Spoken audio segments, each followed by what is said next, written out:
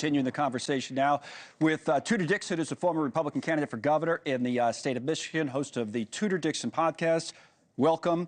I actually want to cover a few different topics with you, if that's okay. On Kennedy, one question that come up with conservatives, because, of course, he's a Kennedy and spent years himself as a Democrat.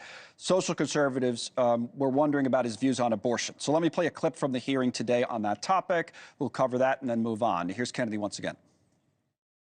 I'm going to support President Trump's policies on Title X. I agree with him that we cannot be a moral nation if we have 1.2 million abortions a year.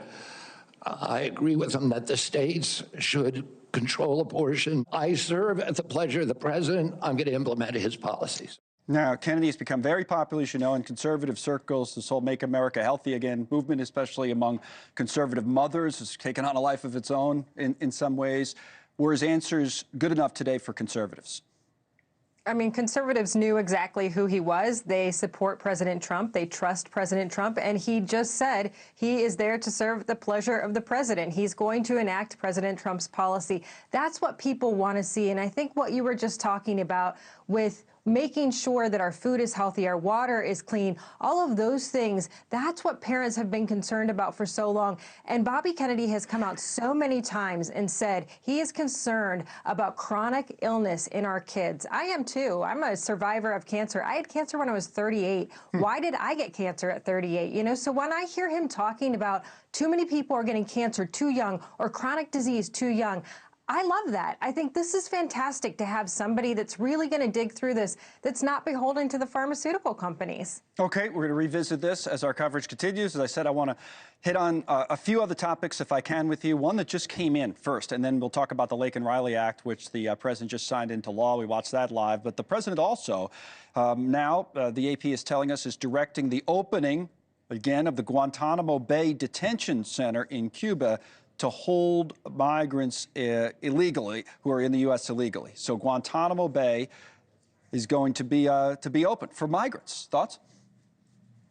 Sure. I mean, listen, that's what people, it was another mandate from the American people. Keep us safe. Make sure that people who have committed horrendous crimes are paying the price for it. We don't want them to be crossing the border again. We don't want them to be trying to get back into the United States. I think it's fantastic to have someone who's coming out and saying, I am going to be tough. I'm going to enforce law. That's something we haven't heard for a really long time. But if you look, it's very interesting to see how this is all breaking down. If you look at the Biden administration, he was trying to get rid of people. Those raids were continuing. I mean, I was just hearing on your last show, well, Governor Hochul said the raids were still going on when Biden was here. He just left the door wide open and all these guys were coming back in. So the fact that Donald Trump is going to stop them and put the ones who have committed horrendous crimes in prison, go for it. What about the Laken Riley Act, which he signed into law? The critics there, the argument basically was that it goes too far because you're taking people who have not been necessarily convicted of a crime, but they've just been suspected of a crime. And they say, again,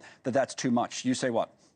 Yeah, how pathetic. I mean, how can you listen to Laken Riley's mother cry when she's talking to the entire United States and say, well, gosh, I don't know, maybe he wouldn't have actually killed her. How disgusting. I think it's absolutely horrendous that anyone would say, well, they might not have broken the law. We know they broke the law. They're in here illegally. That is our law. There is no question about that.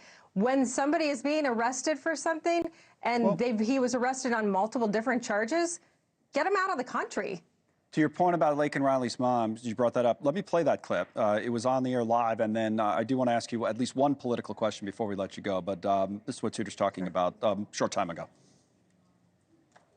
There's no amount of change that will ever bring back our precious Laken. Our hope moving forward is that her life saves lives. We're so thankful that her passion for helping others and her legacy for doing good in the name of Jesus Christ will carry on. To the emotion from Allison Phillips, Laken Riley's mom, which is what your point was, Tudor. The political question, and then this will be the final thing, is this. Michigan, Senator Gary Peters surprised a bunch of people yesterday, I think, the Democrat, by saying he's not running for re-election. I introduced you by saying you're a former candidate for governor. Are you going to run for Senate? Well, I'm looking. We have a few open seats. Governor is open seat again this year in this cycle, well, in 26, and now the Senate. So I guess I have a decision to make, but I'm looking at both of those right now. You're not leaning towards one or the other right now? I will let you know when I make my decision. Good, that's right. All right, thank you for coming on today. Thanks so much for watching. Just go to joinnn.com to find News Nation on your television provider. And don't forget to click the red subscribe button below to get more of News Nation's fact-driven, unbiased coverage.